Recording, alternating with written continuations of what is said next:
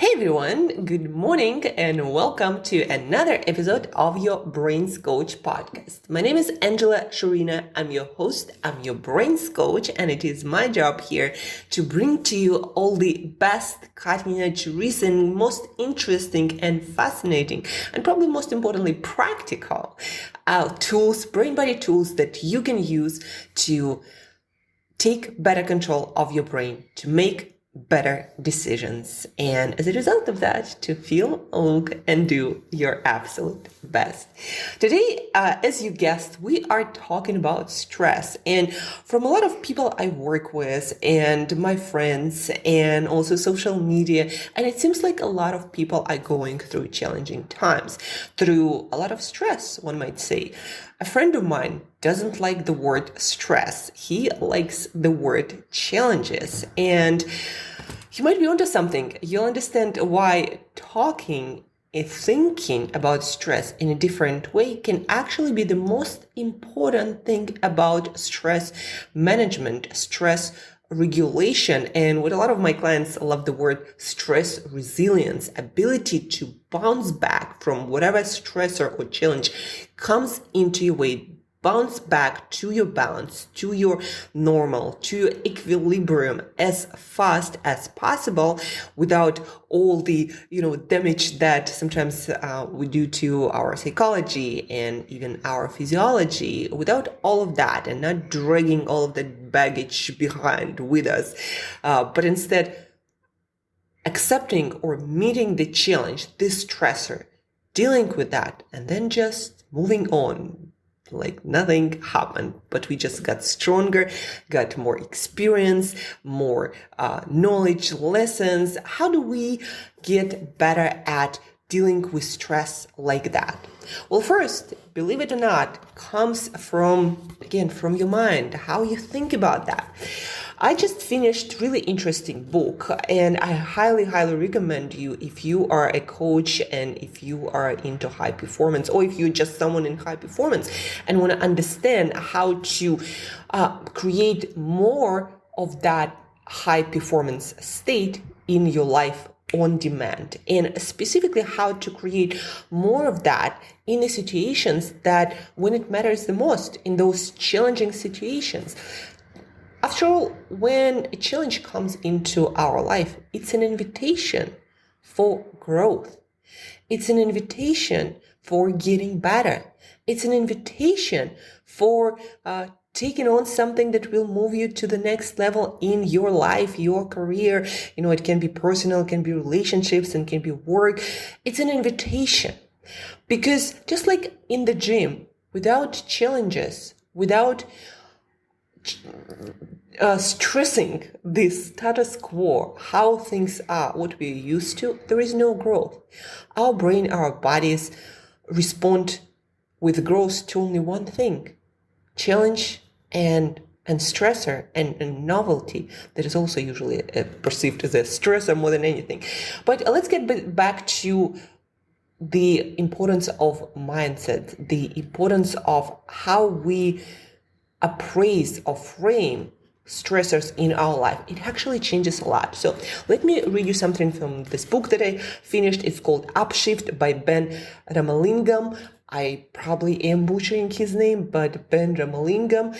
Upshift, turning pressure into performance and crisis into creativity.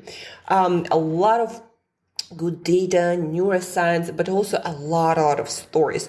Every point is told through the stories of many leaders and people who went through very stressful, challenging situations, very often by choice, and still ended up coming out on top, giving their best performance, so to speak. Not all of them at all are performers, but all of them under pressure, under stress, became the best version of themselves and created more resources, came up with more innovative solutions, and as a result of that, they got unprecedented level of success in those situations, and of course recognition because of that. Let me get back to stress in a minute, but Before I do, I want to read to you a few statements that I wrote down preparing for this podcast to help you start thinking in the right direction and just considering different options that you have when it comes to stress response and managing your stress and being resilient. Stress does not have to affect you in the same way as it always does. So what do I mean by that? Why do some people rise to the occasion and others fall and quit? If we think about our entrepreneurial journey, your change maker leadership journey, why do some people under more demands, under more pressure shine and become diamonds, so to speak, and others just fail to meet the situation and they quit and they become less genius version of themselves? Why do some become more creative, more resourceful, and some kind of shut down and get to the ways how things usually are done and create less good solutions and express almost the worst angels of their nature and cannot meet the situation effectively? Like, what does it happen? Why? Well, one of the reasons, believe it or not, is the belief that you knowingly or unknowingly accepted about stress and what it does and what automatic response you accepted to stress. So let me read you from the book to make it clear. The author had it in the book in a much better way, obviously editing, and it's a book, right? So it's supposed to be better. We typically think of the hardware of our brains influencing the software of our minds. So basically what it means, we usually think how the organ works. That's how we start thinking. At least the majority of people tend to think this way. Our expectations, in other words, is that the physical drives the cerebral. The reality, however, is that our stress appraisals, or how we evaluate stress, how we respond to that, can actually change our bodily functions. Our cognition, so the way we think, can change our chemistry rather than the other way around. And what is stress and how before quite recently it was perceived, stress was thought of as fight or flight response only, and that all people, all animals, we only can have one kind of stress response. And that is fight, flight, freeze response. We ready ourselves for self-defense. Reading from the book again. The heart starts beating faster. In anticipation of physical injury, blood vessels start to constrict. This is an evolutionary trick. It means we are less likely to bleed to death if we are injured. The blood flow to the brain decreases, impairing our ability to focus. And our blood pressure rises. The stress hormone cortisol is pumped from the brain into the bloodstream, raising our blood sugar levels. We tend to focus on the negative. This leads to chronic problems over time, including increased risk of ulcers, cardiovascular disease, immune system disorders, and mental health problems. High levels of stress increased the risk of dying by 43%. But here, what I just read to you is the description of a traditional stress response. What we thought of was the only stress response human beings had. Fight, flight, freeze response. But it turns out we human beings are in a very unique position. We can actually choose a different kind of stress response. We're not animals. We don't have just one automatic response to the situation. Like, for example, in the book, The Stress Prescription, 7 Days to More Joy and Ease, professor of psychology Elisa Appel has a chapter in this book, and the chapter called Be the Lion, that's the name of the chapter.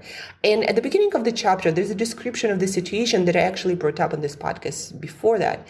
The description goes like that. Imagine a scene in savannas of Africa, and the lion is chasing a gazelle for dinner. Now, both of them have stress response going on in their bodies, in their brains. But the stress response is very different. The gazelle's response, fight, flight, and freeze, well, this situation probably flying and not freezing and not fighting. So in the case of the gazelle, the response is what I've just read to you. Blood vessels constrict, and there is a lot of cortisol and blood pumping, and there is probably more focus on the negative for sure, because the gazelle is trying to avoid becoming thinner, and blood flow to the brain increases, impairing ability to focus. Blood sugar levels rise to give the gazelle the needed energy to run away. So this is the gazelle's response. But think about the lion. He's in a different situation. He's chasing an opportunity to have dinner. And it's a completely different response. And the response that I'm going to read to you in a moment. At the other end is what psychologists term the challenge state, which is triggered by a potentially stressful situation that we feel we can handle. Or almost handle, because our appraisal tells us, or our evaluation tells us, we have the resources to meet or exceed the demands, and that's the lion's response. An interesting thing happens, folks. You're gonna understand why it's so interesting. So this challenge state psychologists call eustress. Forms of stressful stimulation that are associated with improved focus, accuracy, and coordination. One of the reasons challenge and threat states have only relatively recently been differentiated from each other is that they share many obvious physiological characteristics. Both lead to raised heart rates, for example. Both lead to the triggering of cortisol. But in the challenge state, the heart rate is stronger and faster. The challenge state is one that anticipates success, like the lion. And as a result, there is an increase in blood flow, while blood pressure actually decreases. So compared to fight or flight response, our blood flow to the brain increases, not decreases. And our blood pressure actually decreases. That's why that challenge state is actually almost healing. Our hearts pump out more blood, getting more oxygen and energy around our bodies. But unlike the threat state, more of it goes to the brain, making us more alert and aware, not less. During challenge states, cortisol does not flood the body. A lower level cortisol release is triggered compared to the threat state. Instead of a tall glass of the stuff, speaking about cortisol, you get a single shot, just enough to give you a blast of energy. In fact, despite superficial similarities to the physiology of the threat state, our bodies operate in a completely different way in the challenge state, more akin to how it responds to, listen to that, aerobic exercise. So challenge state and fight or flight state are both stressful states, the lion or the gazelle. But they produce completely different responses in our body. Our blood flow to the brain, to other organs, the cortisol levels, the blood pressure, they're actually different depending on whether you are in challenge state or you are in flight or flight threat state. And the only difference between those states, why sometimes our brain activates one or the other, the only difference is how you evaluate the situation internally. Appraisal tells us, reading again from the book, we have the resources to meet or exceed the demands. So when you feel like whatever stress comes your way, that you have the resources to meet or exceed the demands, that's when you're gonna get the challenge response.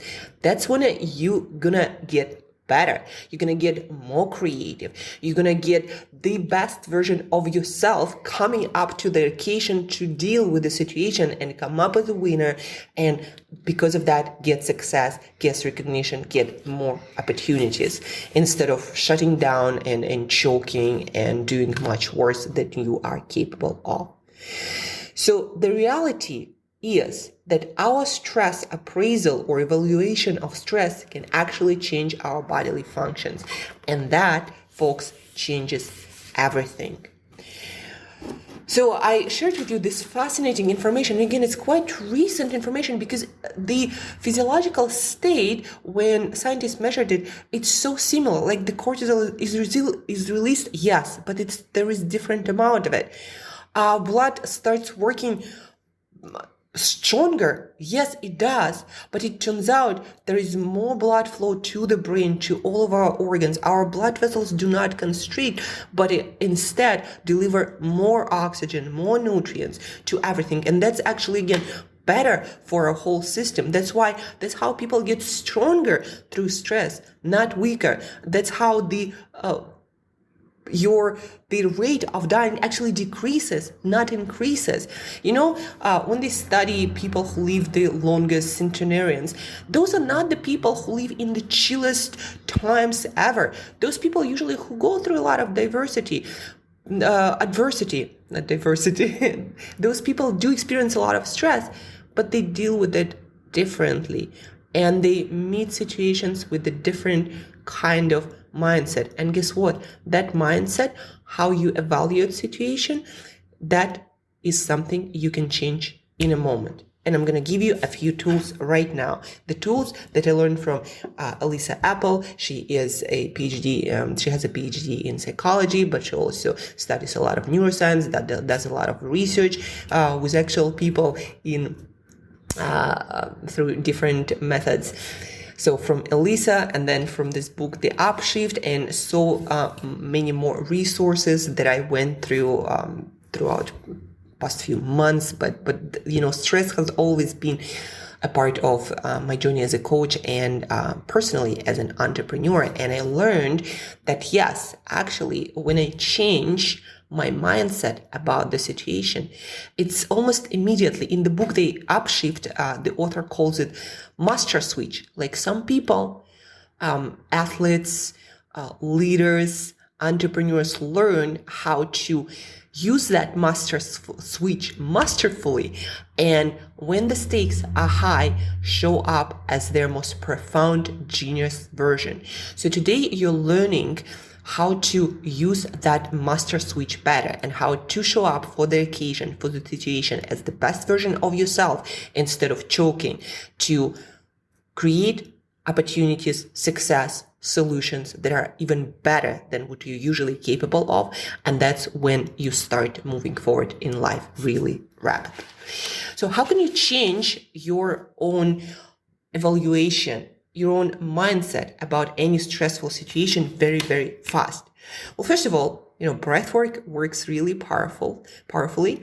There is this tool, physiological sigh, developed and popularized by Andrew Huberman, a star neuroscientist from Stanford.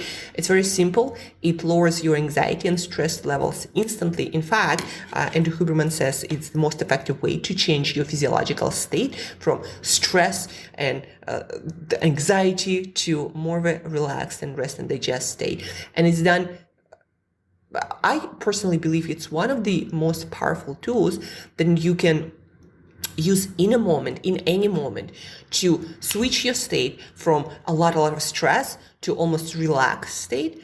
And then in that state, you can choose how you can respond to the situation, how you can change your thinking, how you can express yourself, the more profound, more genius version, or the diminished version because you think that you perhaps cannot handle the situation. You can actually change your thinking.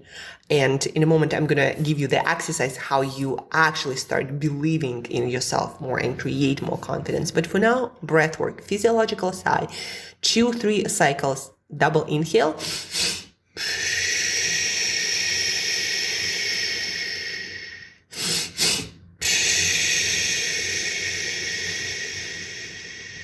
So I just did 2 cycles of physiological sighs, but Google it on YouTube, on Google, and you'll find even Andrew Huberman himself demonstrating the exercise. So now we lowered our pressure, our stress, whatever we're experiencing, our anxiety. Now we can think our way through better stress response through the switch to the challenge state instead of fight, flight, and freeze.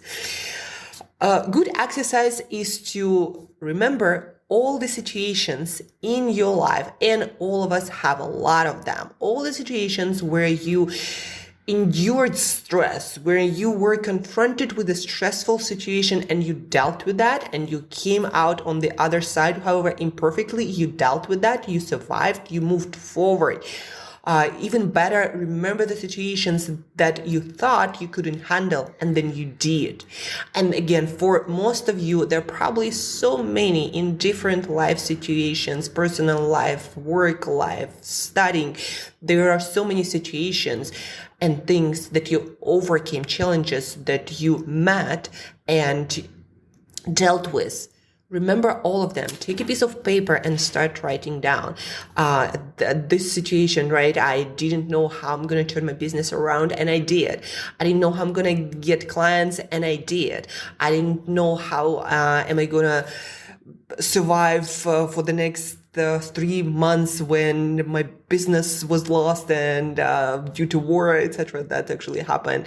But I found a solution and I did go through it and things got better. Remember all of the situations that happened, that you handled, and that you were able to come out of it stronger and better, and you were able to move forward even though at that moment you doubted your ability. Guess what? You don't have to doubt. You have the resources. And what research shows, the more you acknowledge the fact that you have the resources to deal with the problem. Nobody is given a problem that they cannot handle, folks. This is a universal truth. Please remember that. Nobody was ever given a problem that they could not handle. So you can handle that. Remember all the past situations when you did and write down as many of them as possible.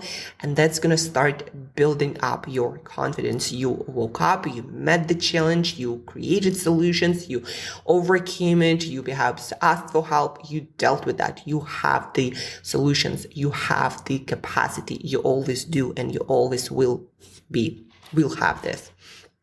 And then the second simple tools that Elisa Apple recommends in her book is asking yourself a simple, changing the question in your head that might come up. Why me? Like, why is it happening to me? Instead of why me, tell yourself, try me. And remember, as I always tell my clients, every challenge that you're trying to avoid or escape, it's the opportunity. It's the invitation to the next level. It's the invitation to the arena of those heroes who made it. It's the invitation, folks. And you don't get that very often, actually. So it's an invitation.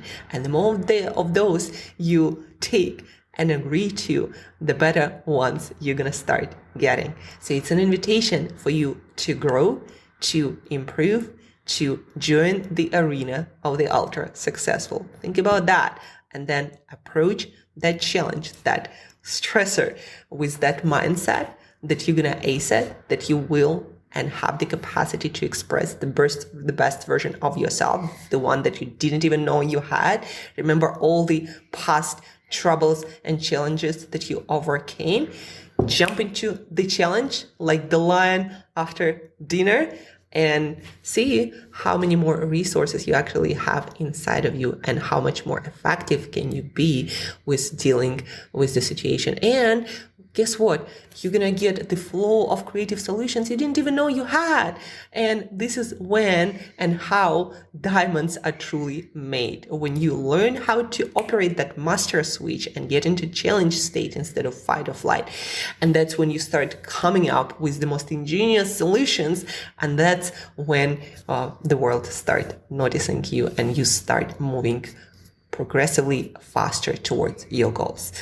And this is my invitation to you next time, or if you are going through a challenging situation right now, first, remember all the past times you dealt with a situation. Realize that nobody is given a problem unless they can deal with that, or a challenge unless they can meet the demands of the challenge. And then Start thinking through the problem. You have the resources. You are the lion. And this is the invitation into the arena of the most successful. That's it for today. I hope you found this episode useful. And now you have quite a good toolkit to deal with challenges and stressors much better in a much more beneficial way. So I gave you some tools. The power, of course, is in the practice. So start practicing. And I have an additional invitation to you to learn more about this amazing master switch that you have, how to operate it, different tools and different stories, how other people did use that switch, different resources and stories. All of that is coming up this Thursday at our Audio Thursdays on LinkedIn. So Burnout Proof Founder, specifically, we're going to be talking about challenges and stressors and how to deal with them to come out as a winner and express the most genius version of yourself in any business trouble situation, and also how to not burn out, because again, stress can actually make you healthier and better instead of making you burn out. So how to do that, how to switch from burning out to getting more energy as a founder, going through a lot of challenges on a long-term basis, right? Not just once, but actually one after another. How do you not burn out? So that's what we're going to be talking about.